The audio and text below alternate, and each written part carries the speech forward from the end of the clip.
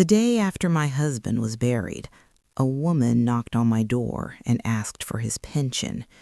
She stood there in a navy blue coat, hands folded like she was waiting for bad weather to pass. The hallway behind me still smelled like lilies from the funeral, sweet and suffocating. My feet were bare on the cold tile, and I remember thinking, strangely, irrationally, that I should have put on socks before opening the door. Grief does that to you. It pulls your thoughts in the wrong directions. "I'm sorry," she said softly, eyes moving past me into the house. "I know this is hard, but I believe we need to talk." I didn't recognize her face, but there was something familiar in the way she held herself. Calm, careful, like someone who had rehearsed this moment 100 times. "I think you have the wrong house," I told her. My voice sounded thin, like it didn't belong to me. She shook her head. "You're Margaret Collins," she said, "and your husband was Daniel Collins." My chest tightened at his name. Hearing it from a stranger felt like a violation. "Yes," I said. "Who are you?" She took a breath, steadying herself. "My name is Leela, and I was married to Daniel, too." The words didn't land all at once. They fell slowly, like ash, coating everything. Married, too. I laughed, once, sharp and wrong. "That's not funny," I said. "My husband just died." "I know," she replied. Her eyes glistened, but she didn't cry. "I was at the embassy when I found out." The hallway clock ticked louder than it ever had before.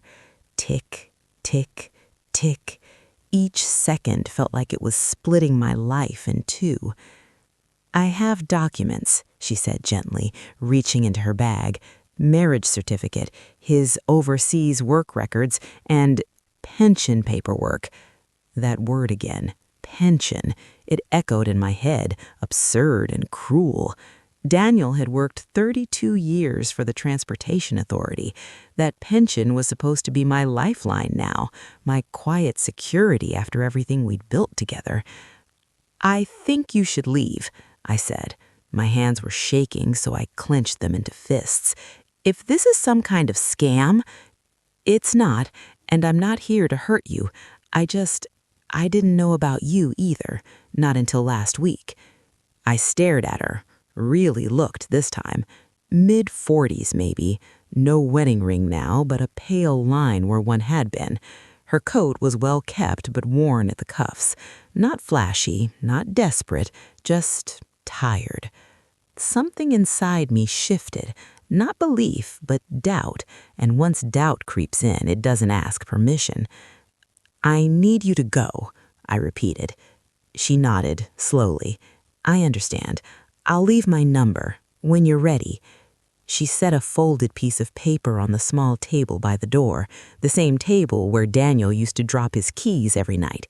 Then she turned and walked away. I closed the door and leaned against it, sliding down until I was sitting on the floor. The house felt enormous then, too quiet, too full of echoes. That night I didn't sleep. I sat at the kitchen table with a mug of cold tea, staring at Daniel's chair. His dent was still there in the cushion, molded by years of habit.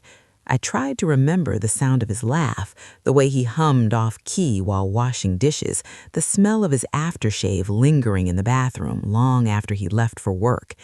We had been married 27 years, or so I thought.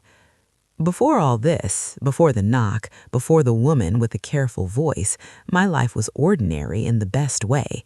Daniel and I met when I was 24, and he was already graying at the temples. He worked maintenance then, hands always rough, nails perpetually stained with grease. I was a receptionist at a dental clinic saving for night classes. He brought me coffee every morning for a week before asking me out, each cup sweeter than the last because he kept forgetting I didn't take sugar. We built a life brick by brick, a small house with a slanted roof and creaky stairs, Sunday breakfasts with burnt toast and runny eggs, arguments about money that ended in compromise, quiet evenings where we sat side by side, not talking, just existing together. We didn't have children, not by choice at first, then by acceptance. That absence bonded us in strange ways. We became each other's entire audience. Daniel traveled sometimes for work, overseas assignments, 3 months here, 6 weeks there. He said the pay was better, the benefits stronger. I hated the empty bed, the silence, but I trusted him. We talked every night when he was away. Sometimes the connection was bad, his voice breaking up, but he always said the same thing before hanging up. "Love you, Maggie, just a few more weeks." When he retired early, I thought it was a blessing. More time together, long walks, shared lunches. He took over the grocery shopping and complained loudly about prices, even though he secretly enjoyed comparing brands. Then he got sick. It was sudden, a pain in his chest that wouldn't go away, a rushed hospital visit, words like aggressive and advanced, spoken in low voices. I slept in a chair beside his bed, my neck stiff, my heart clenched. Daniel died on a Tuesday morning, just as the sun was rising.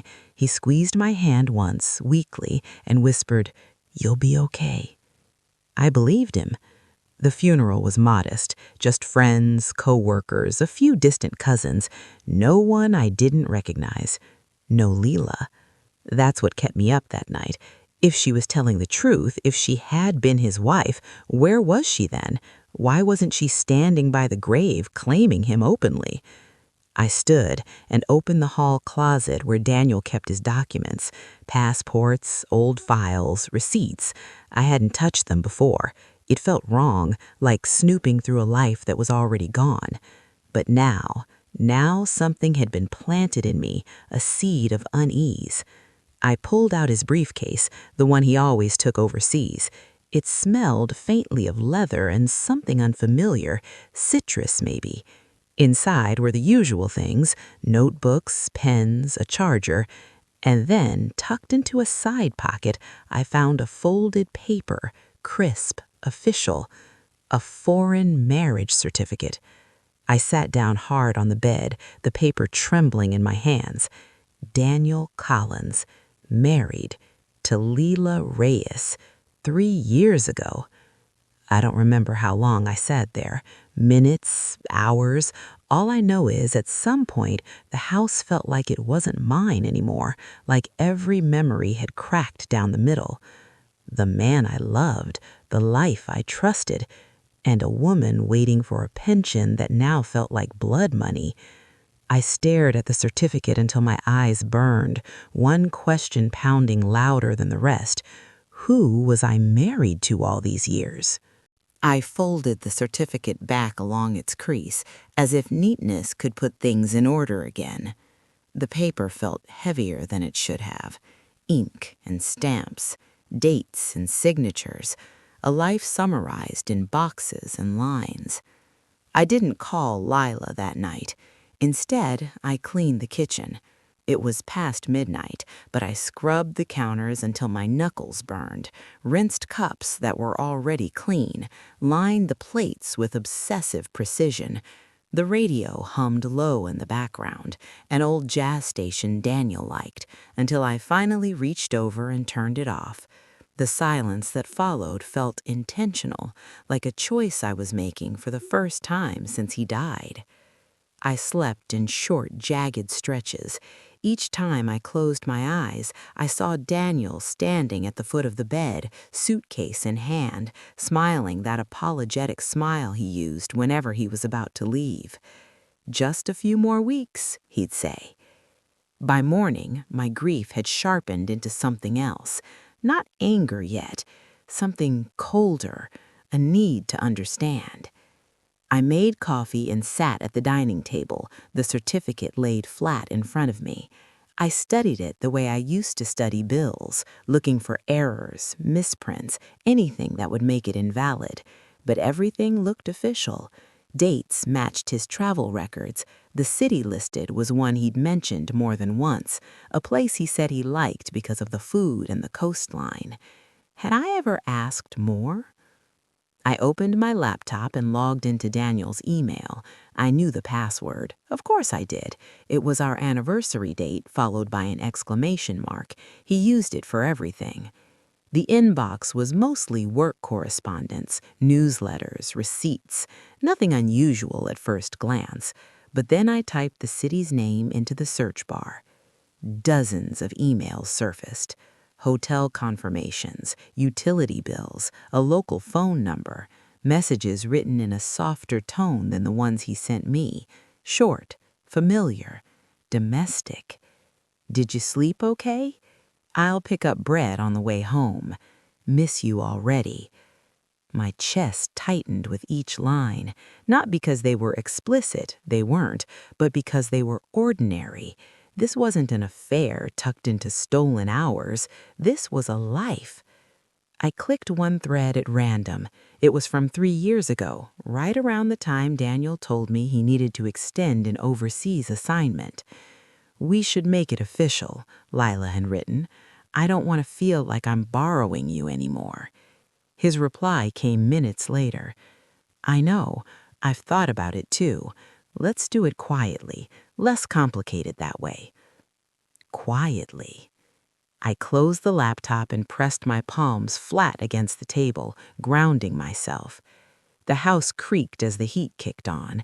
Somewhere down the block, a car door slammed. Life continuing. I thought of all the nights I'd sat alone, telling myself this was what strong marriages endured: distance, sacrifice, trust. By noon, I had gathered enough evidence to make my hands shake. Marriage records, shared lease agreements, photos tucked into emails, Daniel smiling on a beach, arm around a woman I didn't know, her head resting against his shoulder like it belonged there. Finally, I picked up the phone. Lila answered on the second ring. "Margaret?" "Yes," I said. Hearing my name from her mouth felt strange. I found the certificate. There was a pause. I could hear her breathe. "I'm so sorry you had to see it like that. I have questions, and I want answers, not rehearsed ones." "I understand," she said quietly. "Where would you like to meet?" We chose a cafe halfway between our neighborhoods, neutral ground, public, safe. I arrived early and took a seat by the window. The place smelled like cinnamon and burnt espresso. A barista clattered cups behind the counter, humming under her breath. I watched people pass outside, carrying bags, laughing, arguing on their phones. None of them knew my marriage had just been split open like a bad seam. Lila arrived exactly on time. She looked different without the coat, smaller somehow. Her hair was pulled back, revealing a faint scar near her temple. She ordered tea and sat across from me, hands folded around the cup like it was something she needed to hold on to. "Thank you for coming," she said. "I didn't come for you. I came for the truth." She nodded. "That's fair." For a moment, neither of us spoke. The silence wasn't hostile, just heavy. "Did you know about me?" I asked, finally. She shook her head. "Not until last week. Daniel told me he'd been married once, years ago, said it ended badly, no contact." I let out a bitter laugh. "We were married 27 years. Her eyes widened. "He told me 15. The numbers hung between us, ugly and irreconcilable. "When did you meet?" I asked. 7 years ago. He was consulting for a transit project. I worked in logistics. We started as colleagues." "And the marriage?" 3 years ago, at the courthouse, just us and a translator." I thought of our 25th anniversary dinner, the quiet toast, the way he'd squeezed my hand and said, "Here's to us." "What about the pension?" The word tasted metallic. She exhaled slowly. "Daniel added me as a beneficiary last year, said it was practical, that if anything happened to him overseas, I'd be protected." "And me?" I asked. "What did he say about protecting me?" She didn't answer right away. When she did, her voice was softer. He said you were independent, strong, that you'd be okay. I stared at her, something sharp and unexpected piercing through my grief. He always said that about me, I murmured, like it excused things. She looked down at her hands. I didn't come to take everything. I came because the pension office contacted me. I didn't even know he'd passed until then. Why come to my house? I asked. Because I couldn't do this through paperwork. I couldn't be invisible. I studied her face, searching for deceit. What I found instead was exhaustion and guilt. Did you love him? I asked.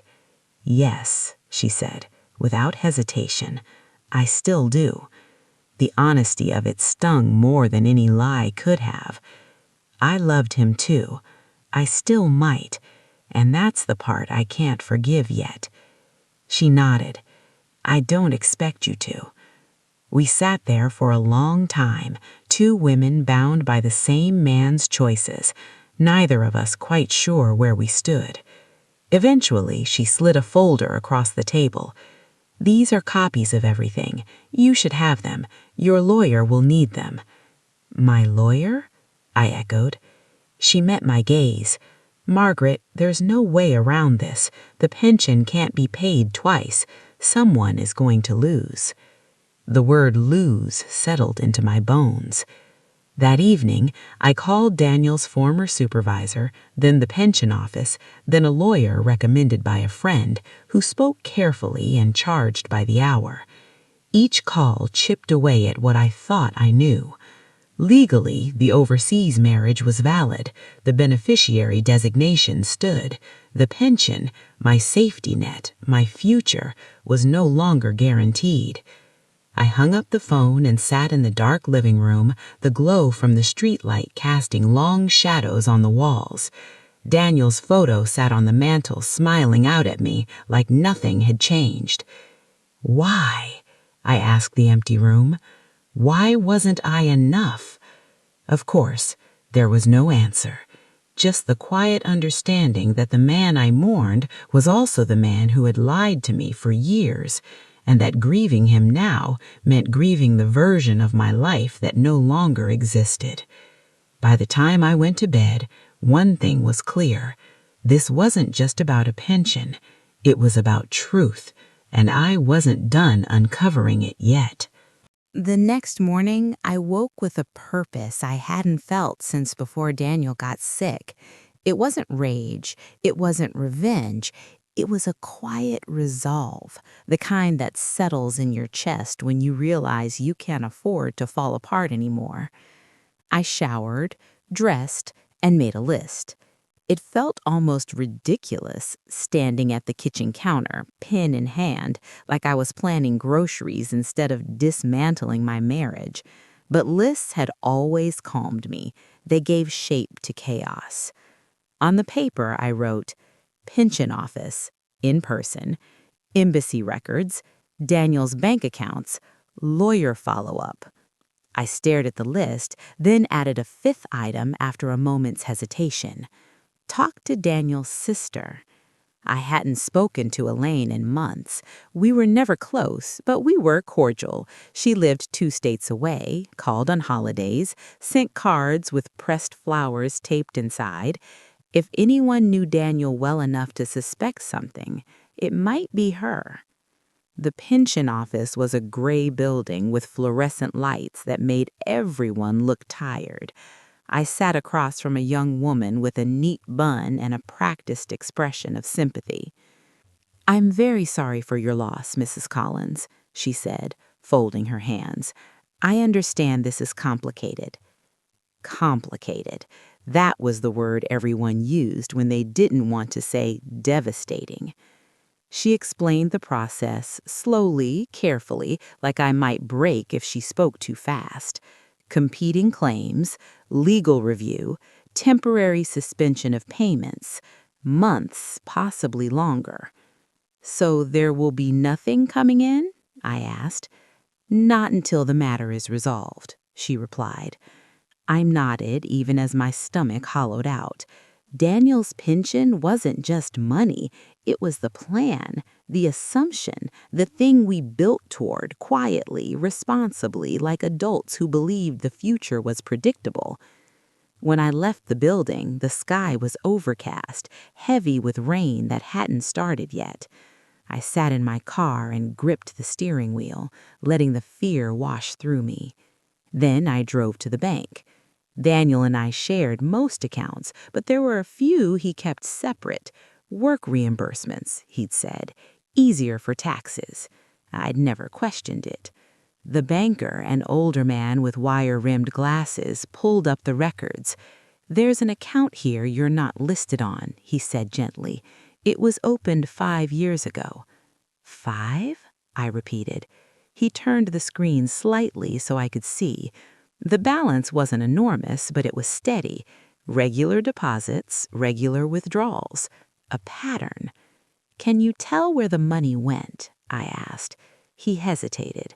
"Some international transfers, some domestic. You'd need authorization or a court order for details." I thanked him and left, my mind racing. 5 years. That meant the second life started earlier than I thought. Earlier than Lila thought, maybe. The drive home blurred past me. I barely remember pulling into the driveway. Inside, I opened the hall closet again, this time with intention. I took out every box, every folder, every forgotten envelope. I worked methodically, separating papers into piles. Bills, manuals, old tax returns, birthday cards. And then I found the letters. They were bundled together with a rubber band, tucked inside a shoebox beneath winter scarves. All addressed to Daniel, all postmarked from different places overseas. Lila's handwriting. I sat on the floor and read them one by one. They weren't romantic in the way movies make romance look. They were practical, familiar, full of small worries and shared routines. The landlord fixed the leak. Your mother called again. I didn't answer. I wish you'd been here for the storm. The power went out for hours. Your mother. I closed my eyes. Elaine. My hands shook as I reached for the phone. She answered on the third ring. Margaret? Yes, I said. We need to talk. There was a pause. Is everything okay? No, I replied, and I think you know that. Silence stretched between us, thick and uncomfortable. I'm coming to see you. Today, if that's all right. She arrived just before dusk. I made tea out of habit, even though neither of us touched it.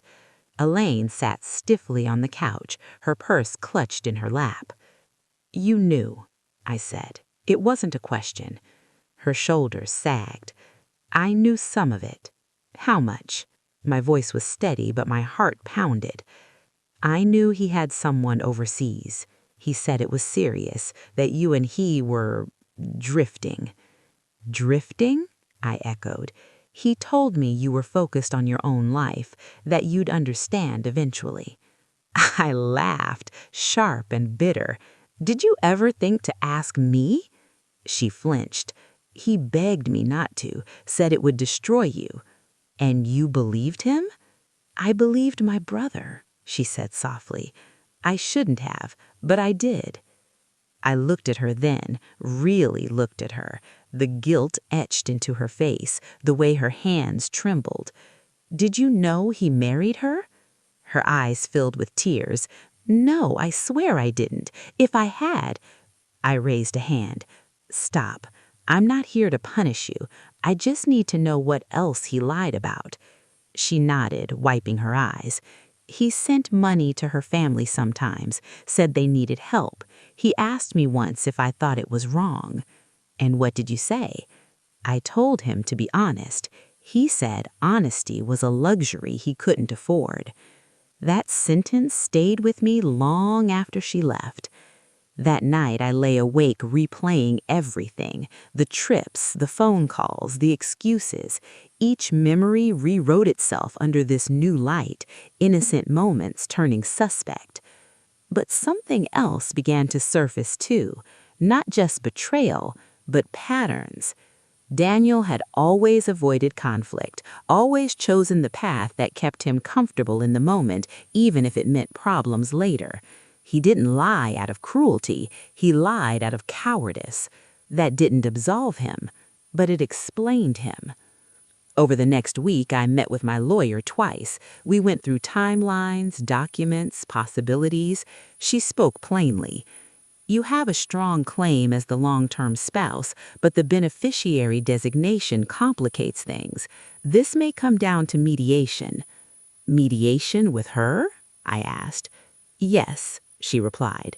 It might be the most humane option. Humane? I thought of Lila's tired eyes, of her quiet voice, of the life she thought she was building. I agreed. We met in a small conference room, the air smelling faintly of lemon cleaner. Lila sat across from me again, this time with her own lawyer beside her. Papers lay between us like a shared wound. I don't want to fight you, she said at one point. I don't want this to be uglier than it already is. I don't either, I said, and I meant it.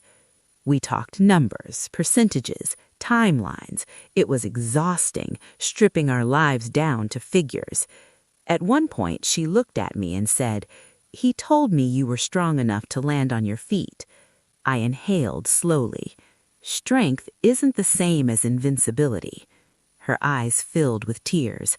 I know that now. By the end of the meeting, nothing was finalized, but something had shifted. For the first time since Daniel died, I didn't feel like a passive character in his story. I felt like the author of what came next. And I wasn't done yet. After the mediation meeting, I didn't go home right away. I drove without a destination, letting the streets blur together, the radio off, the car filled with the quiet hum of the engine and my own breathing.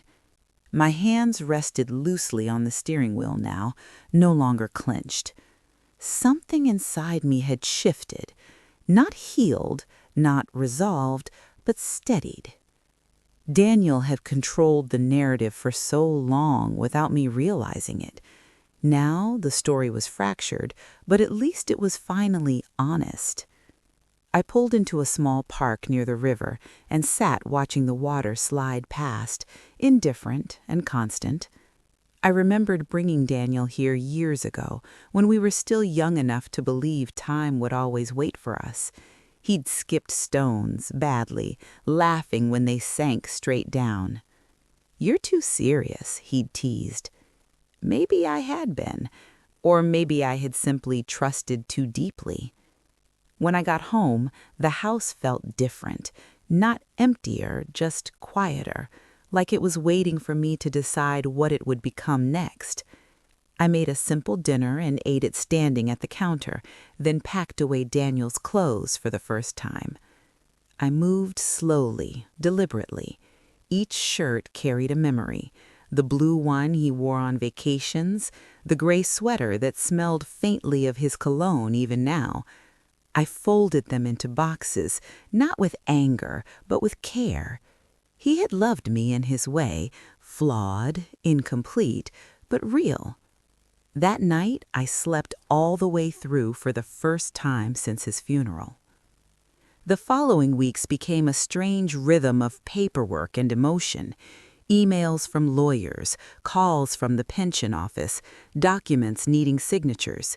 Each step forward stirred something new, grief one day, anger the next, then a surprising calm. Word began to spread. Daniel's co-workers reached out first, awkward messages filled with sympathy and confusion. "I heard there was some issue with the pension. If you need anything, let me know." Then came friends, some careful, some blunt. "Is it true he had another wife?" one asked over the phone, her voice hushed like gossip belonged in whispers. "Yes," I said simply. "I'm so sorry. I never would have guessed." Neither would I. The hardest conversation came from my mother. She sat at my kitchen table, hands wrapped around a cup of tea, her eyes sharp with concern. "You should have known," she said gently. "Men don't live two lives without cracks." "I trusted him," I replied. She nodded. "Trust is not stupidity, Margaret. Don't punish yourself for loving." Her words stayed with me. Meanwhile, Lila and I continued to communicate, not as friends, not as enemies, but as two people navigating the same wreckage from different sides. Our messages were brief, practical, occasionally unexpectedly kind. One afternoon, she sent me a photo. It was of a small bookshelf Daniel had built overseas. I recognized the crooked corner immediately. "He said it was his first attempt," she wrote. "I thought you might want to see it." I stared at the photo for a long time. That shelf had been built by the same hands that fixed our porch railing, that held mine through hospital corridors. Two lives overlapping in ways neither of us fully understood. I wrote back, "Thank you for sharing that." It felt important to acknowledge the truth without surrendering myself to bitterness. The pension decision came in stages. First, the temporary ruling, payments would remain suspended pending final determination. Then the recommendation, a split settlement based on years of marriage and financial dependency. My lawyer explained it carefully. She said, "It's not perfect, but it's fair under the circumstances." Fair. I thought about that word often. Fair didn't mean painless. It didn't mean just. It meant balanced, even when the scale was cracked. Lila agreed to the settlement. She said, "I don't want to fight you anymore," she said during our last formal meeting. "I want to move forward." "So do I," I replied. When the paperwork was signed, I felt something loosen inside me. Not relief exactly, but release. The waiting was over. The limbo had ended. The money began coming in again, smaller than before, but steady, enough to live on, enough to plan. That's when the public judgment truly arrived. Daniel's sister called to tell me some extended family members were upset. She said, "They think you're being generous, too generous." I smiled faintly. They didn't live my marriage. Others thought I was cold for not contesting everything, for not winning. But this wasn't about winning. It was about surviving with my dignity intact. One Sunday afternoon, I attended a small gathering at a friend's house. I hadn't wanted to go, but she insisted. The room buzzed with conversation, wine glasses clinking, laughter rising and falling. At one point, someone asked, "How are you holding up?" I considered the question, then I answered honestly. "I'm learning who I am without the version of my husband I believed in." There was a pause, then quiet understanding. That night, alone again, I sat on the edge of my bed and thought about Daniel. Not the liar, not the betrayer, but the man who had also been gentle, funny, imperfectly human. I realized something surprising. I didn't need to hate him to move on. Grief, I was learning, was not a straight line. It looped and folded back on itself. Some days I missed him fiercely. Other days I felt grateful for the truth, however painful. The double life no longer consumed me. It became context, not definition. I began making small changes, donated clothes, repainted the bedroom, took a class at the community center, something I'd always postponed because Daniel traveled so much. One evening after class, I walked home under a sky streaked with orange and pink. The air smelled like rain and fresh-cut grass. I realized I was smiling for no reason at all. I wasn't fixed, but I was moving. The woman who opened her door to a stranger demanding a pension felt far away now, not erased, but transformed. I had faced the truth of my marriage and chosen not to let it harden me. And in that choice, I found something like peace. The real consequences didn't arrive all at once. They came quietly, in sideways glances and altered tones, in conversations that stopped when I entered a room. Daniel's name changed shape in people's mouths. At first, there was sympathy. Cards, messages, casseroles dropped off with sad smiles. Then curiosity crept in. Then judgment, sometimes disguised as concern. I felt it most clearly at the memorial gathering his old department organized months after his death. I hadn't planned to go, but something in me needed to face that version of him too, the professional one, the man others thought they knew. The event was held in a community hall with beige walls and folding chairs. A framed photo of Daniel stood on a table near the entrance, flanked by a guest book and a small vase of flowers. I paused there longer than necessary, studying his face, the familiar smile, the calm eyes. "How many versions of you were there?" I whispered under my breath. People greeted me politely. Some hugged me too tightly. Others kept a respectful distance. A few avoided my eyes altogether. I understood why. I had become a complication. Halfway through the event, one of Daniel's former colleagues, a man I'd known for years, approached me with a hesitant smile. "Margaret," he said, "I didn't know whether to say this, but I'm sorry for everything." "Thank you," I replied. He shifted his weight. "Some of us suspected something wasn't right, the travel, the extra accounts, but Daniel was private. We told ourselves it wasn't our business." I nodded. It rarely is, until it is. He looked relieved by my lack of anger. "You handled this with grace." I thought about that word later. Grace. It sounded nice, but it hadn't felt graceful at the time. It had felt like survival. The real shock came a week later, in the form of a letter. It was from the pension board. They had completed their review. The settlement would stand, but there was an addendum. Daniel's employer had launched an internal audit. Undisclosed overseas marital status, misrepresentation of dependents, benefits irregularities. In other words, Daniel's professional reputation, carefully maintained for decades, was being quietly dismantled. I wasn't asked to testify. I wasn't blamed, but I was informed.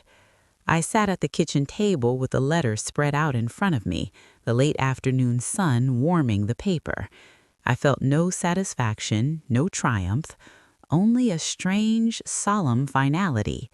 Daniel's secrets were no longer just mine to carry. They belonged to the truth now. Elaine called that evening, her voice tight. "They're asking questions, Sally, about him, about what he told us." "I'm sorry," I replied, and I meant it. "So am I," she said, "for you, for believing him." After we hung up, I walked through the house slowly, touching the walls, the door frames, grounding myself. This was still my home, still my life, even if it had been built on a foundation with cracks I hadn't seen. Leela called me a few days later. "I heard about the audit," she said. "Yes," I replied. "I didn't want this to hurt you further. I never wanted his legacy to turn into this." I leaned against the counter, closing my eyes. Neither did I, but legacies aren't what we intend. They're what we leave behind. There was a long pause. "I'm moving back home," she said finally, "closer to my sister. I think I need to start somewhere new." "I understand," I replied. Before hanging up, she said something that surprised me. "He loved you," she said, "in his way. He talked about you with respect. That doesn't make this right, but I wanted you to know." After the call ended, I stood there for a long time, letting that settle. It didn't absolve him, but it softened something sharp inside me. As summer turned toward fall, my life grew quieter, simpler. I established new routines, morning walks, library visits, weekly dinners with a neighbor who'd recently lost her husband too. We didn't talk much about our losses. We didn't need to. One afternoon, while cleaning out the garage, I found a box I'd overlooked. Inside were old photo albums. I carried them inside and sat on the living room floor, flipping through the pages. There we were, young, hopeful, leaning into each other. There was no sign in those photos of what would come later, no warning. But there was love, real love, even if it hadn't been enough to make him honest. I closed the album and pressed my palm against the cover. "I release you," I said aloud, not dramatically, just truthfully. A week later, I received one final letter from the pension office confirming everything was settled, no more reviews, no more delays. I filed it away and felt the chapter close. That evening, I cooked a proper meal for myself, lit a candle, ate slowly. Outside, the wind rustled the trees, carrying the smell of damp leaves. For the first time since Daniel's death, I didn't feel like I was reacting to my life. I was choosing it. I began to think about the future, not in grand terms, but in small, manageable ways. A trip I'd postponed for years, a class I'd always wanted to take, a room I wanted to repaint simply because I could. Healing, I learned, wasn't about forgetting. It was about integrating the truth without letting it define you. Some nights I still dreamed of Daniel. Sometimes he was kind, sometimes distant, sometimes silent. I woke with mixed emotions and allowed them to exist without judgment. I had loved a man who was both devoted and deceitful. That contradiction was not mine to resolve anymore. One crisp morning, as I stood on my porch watching the sunrise, I realized something else. The knock on my door, the woman asking for a pension, unknowingly gave me a gift. Not the shock, not the loss, but the truth. And the truth, painful as it was, had freed me from a story that wasn't whole. I stepped back inside, closed the door gently behind me, and began the day, not as someone betrayed, but as someone who had survived and chosen peace. By the time winter arrived, the house and I had learned how to breathe together again. The cold crept in through the windows the same way it always had, but this year I noticed it differently. I sealed the drafts myself, fixed the loose latch on the back door, changed the porch light that Daniel used to promise he'd get to next weekend. Each small task felt like a quiet declaration. I am capable. I am still here. Grief doesn't vanish when life stabilizes. It simply changes texture. Some days I woke feeling steady, almost light. Other days, a song in the grocery store or the smell of motor oil on a stranger's jacket brought everything rushing back. I learned not to fight those moments. I let them pass through me like weather. The community, too, had settled into a new understanding. People no longer whispered when they saw me. The story had run its course. Another scandal replaced it, as scandals always do. What remained were the ones who stayed, who looked at me not with curiosity or pity, but recognition. One afternoon, I ran into a woman from Daniel's department at the pharmacy. She hesitated before approaching me. "I hope this isn't awkward," she said. "I just wanted to say I admire how you handled everything." I smiled faintly. "I didn't know there was a right way." She nodded. "You didn't make it ugly." After she left, I thought about that. There had been plenty of opportunities to make it ugly, to fight harder, to expose more, to demand apologies that would never heal me anyway. Restraint, I realized, wasn't weakness. It was self-respect. Lila sent me a final message before she moved. "I've packed up the apartment," she wrote. "I left the shelf behind. It didn't feel like mine to take." I stared at the screen, then typed back. "It was built with love, even if it was misplaced. I hope you find peace where you're going." She replied with a simple heart emoji. Nothing more was needed. That chapter closed gently, not with a slam, but with a quiet click, like a door locking itself. As winter deepened, I began volunteering at the community center, just a few hours a week helping with administrative work. It wasn't noble or dramatic, but it gave my days shape. One evening, after everyone else had left, I stood alone in the hallway, listening to the echo of my footsteps. I realized I hadn't felt lonely all day. That surprised me. Loneliness, I'd learned, wasn't about being alone, it was about being unseen.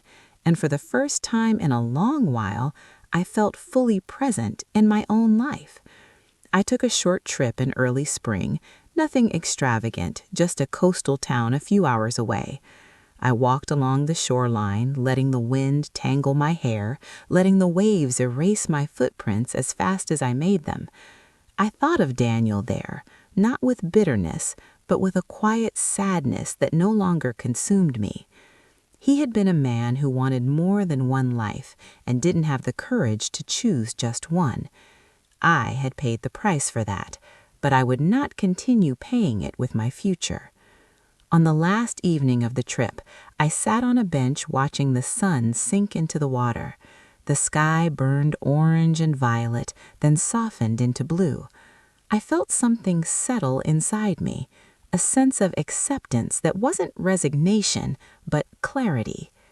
When I returned home, I began sorting through the last of Daniel's things, not out of obligation, but readiness. I donated what I could, kept a few meaningful items, let the rest go. I found his old watch at the bottom of a drawer, the one I'd given him on our 10th anniversary. I held it for a long moment, then placed it back gently and closed the drawer.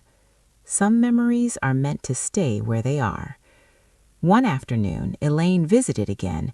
This time, the tension was gone. We sat at the kitchen table, the sunlight warming our hands. "I've been thinking a lot," she said, "about loyalty, about silence." "So have I," I replied. "I wish I'd done more," she said. "I wish he'd been honest," I answered. "We all carry wishes." She nodded. "If you ever need anything—" "I know," I said, and for the first time I believed it. After she left, I stood by the window and watched her drive away. I felt no anger, just a calm understanding that family, like marriage, is complicated, and clarity doesn't always come in time. Spring arrived slowly, then all at once. Buds on trees, longer days, light returning to places it had abandoned.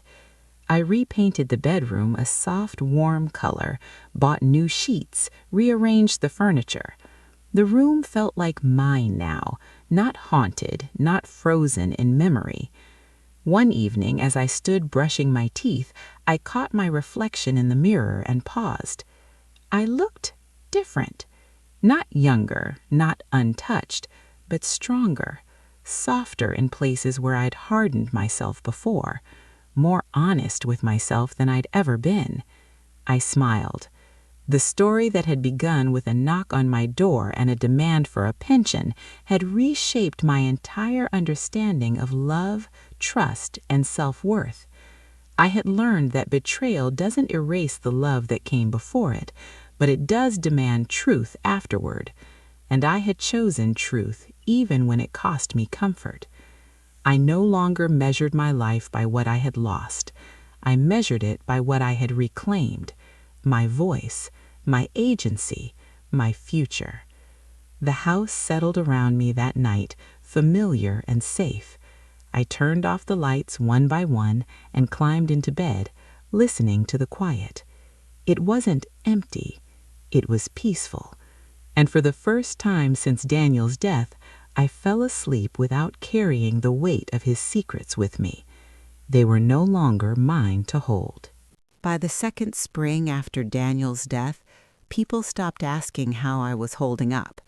They asked instead what I'd been doing. That change mattered more than I expected. It meant I was no longer frozen in the role of the grieving widow with the complicated story. I had quietly returned to being a woman with a life that continued to unfold, even if it looked different than the one I'd imagined.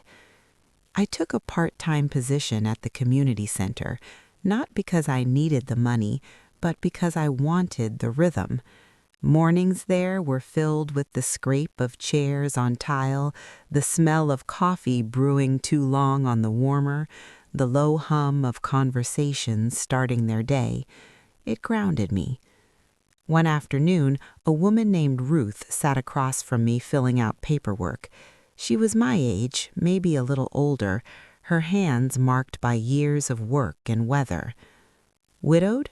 she asked casually, checking a box on the form. "Yes," I replied. She nodded once, not prying. "You look steady." It was a strange compliment, but it warmed me all the same. Steady had taken effort. There were still moments when the past tugged at me unexpectedly. Passing a travel agency window, hearing someone mention the country Daniel had loved so much, seeing a man with his build walking ahead of me on the sidewalk. But those moments no longer knocked the air from my lungs. They passed, and I let them. I began writing again, something I hadn't done since my 20s. Nothing polished, just reflections, memories, thoughts I hadn't known where to place before. One afternoon, I wrote about the knock on the door, about how strange it was that the most life-altering moments rarely announce themselves properly. No dramatic music, no warning, just an ordinary day interrupted. I wrote about Lila, not with resentment, but with honesty, about two women orbiting the same man without knowing the other existed, about how betrayal often creates unlikely mirrors. I didn't send those pages to anyone, but writing them made the story feel contained, defined, no longer bleeding into everything else. A year after the pension settlement was finalized, I received a brief letter from the board confirming that all matters were permanently closed, no further claims, no reviews. I placed the letter in a folder, slid it into a drawer, and didn't look at it again. Closure, I'd learned, is rarely ceremonial. Sometimes it's just the absence of another envelope. That summer, I hosted a small dinner for neighbors. Nothing elaborate, simple food, open windows, laughter drifting in from the yard. At one point, I caught myself watching the scene from the kitchen doorway, the ease, the comfort, the warmth, and realized something quietly profound.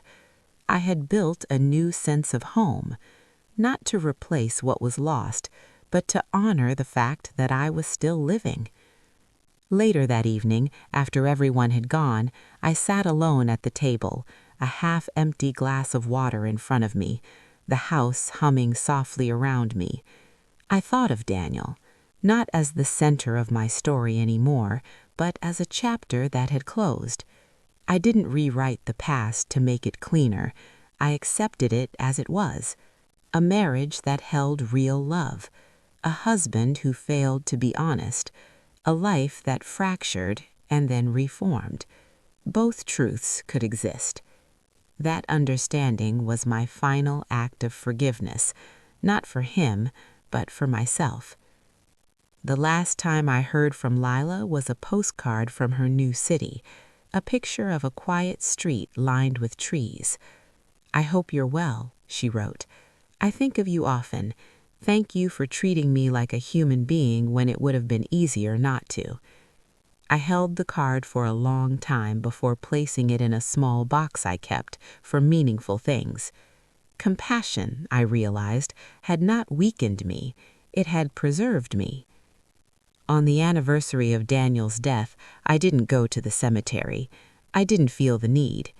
Instead, I took a long walk through my neighborhood, watching ordinary life unfold.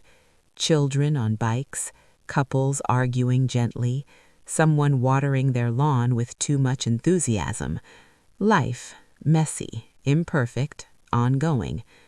I stopped at a bench and sat for a while, breathing in the warm air, letting memory come and go without resistance. I thought about the woman I had been when I opened my door to a stranger claiming my husband's pension, confused, grieving, certain that something sacred had been stolen from me. And I thought about the woman I was now, grounded, clear-eyed, still tender in places but no longer broken. The betrayal had not ended my life. It had clarified it. I stood and continued my walk. my steps unhurried, my posture relaxed. There was no dramatic ending to this story, no final confrontation, no perfect justice, no neat moral tied with a bow. There was only this. I had been lied to, I had been hurt, and I had chosen not to let that define the rest of my days. Truth arrived late in my marriage, but it arrived early enough to shape the rest of my life honestly. That, I believe now, is its own kind of mercy. There's something I didn't understand when all of this began, when grief was still raw, when my hands shook as I opened letters, when I wonder if my entire life had been a carefully staged illusion. I thought the worst part would be discovering the truth. I was wrong. The worst part was realizing how much of myself I had quietly surrendered in the name of trust. For years, I believed love meant patience, silence, endurance. I believed that if I didn't question too much, didn't press too hard, didn't ask the uncomfortable follow-up questions, I was being a good wife, a loyal partner, a woman who knew her place in a long marriage. What no one tells you is that trust should never require the disappearance of your own voice. When Lila knocked on my door, she didn't just bring documents and claims and legal complications. She brought a mirror, one I didn't want to look into at first. Because in that mirror, I saw not just my husband's betrayal, but my own habit of making myself small to keep the peace. This story isn't really about a pension. It's about the cost of silence. It's about how easily we confuse stability with truth, routine with honesty, familiarity with safety. It's about how a life can look solid from the outside while quietly cracking underneath. And it's about what happens when those cracks finally split open. I want to say something clearly, especially to anyone listening who has ever doubted themselves after being lied to. His deception was not my failure. It wasn't Lila's either. We didn't create his double life. We were living inside the versions of reality he carefully curated for us. And when the truth finally surfaced, it was disorienting, not because we were foolish, but because we were faithful. There is a particular cruelty in discovering betrayal after death. No confrontation, no explanations, no chance to hear the truth from the person who owes it to you. Just unanswered questions and a lifetime of memories that suddenly demand reinterpretation. For a long time, I replayed moments in my mind, searching for signs. A missed call, a vague answer, a look that lingered too long somewhere else. But eventually I stopped. Because constantly interrogating the past doesn't protect the future, it only steals the present. What saved me wasn't revenge, it wasn't winning, it wasn't public vindication. What saved me was choosing dignity over destruction. I could have fought harder, I could have tried to take everything, I could have turned Lila into my enemy and let bitterness carry me forward. But bitterness is heavy, and I was already carrying enough. Instead, I chose something quieter, something harder. I chose to look at the truth without letting it hollow me out. I chose to treat another wounded woman with humanity even when the situation begged for cruelty. And in doing that, I discovered something unexpected. Peace doesn't come from being right. It comes from being whole. I learned that healing isn't about erasing the love that once existed. It's about acknowledging that love can be real and still insufficient. That someone can care for you and still fail you in profound ways. Both can be true, and you don't dishonor yourself by admitting it. If you're listening to this and you're in the middle of your own reckoning, whether it's betrayal, loss, or a truth you never asked for, I want you to hear this.